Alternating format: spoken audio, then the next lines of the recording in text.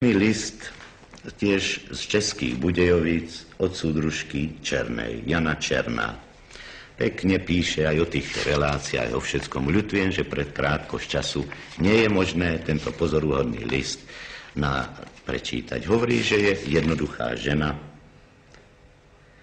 a teda má postoj, povedal by som, na vysokej úrovni k mnohým našim štátnym a politickým problémom.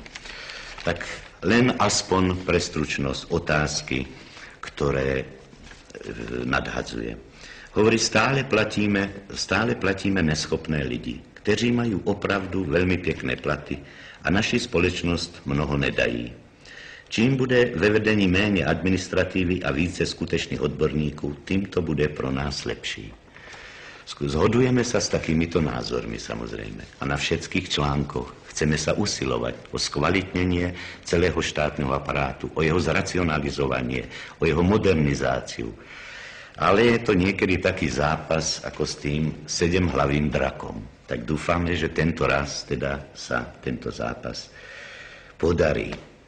Píše súdružka Černá aj o krajských národných výboroch. Veľmi kriticky píše. Nebudem to ani celé čítať, aby sa ako súdruhovia tam neurazili z krajských národných výborov.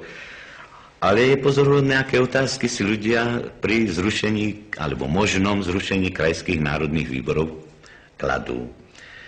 Kolik ušetří naše republika peněz tím, že zrušíme KNV? Možno si to vypočítať. Máme ich, myslím, 10 nebo 11. Sú to pomerne veľké aparáty. Co budou dělat dosavadní referenti?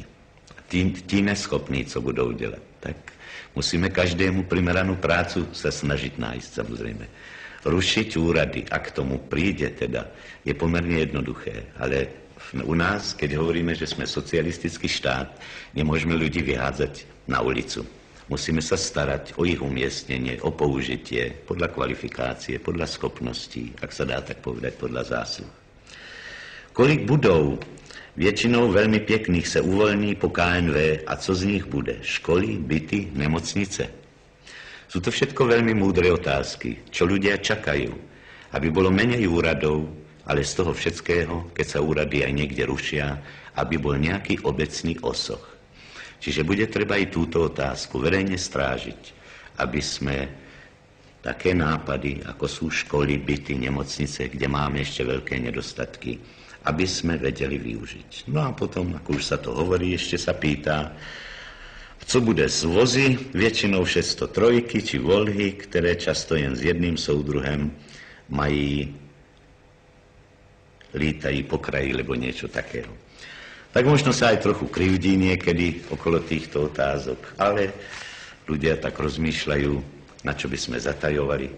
Budeme sa musieť všetci usilovať, kto na nejakých štátnych alebo verejných miestach je, aby si bežný občan nemyslel, že len lietáme hore-dole 603 a že teda v podstate žiadny osoch z našej práce nie je.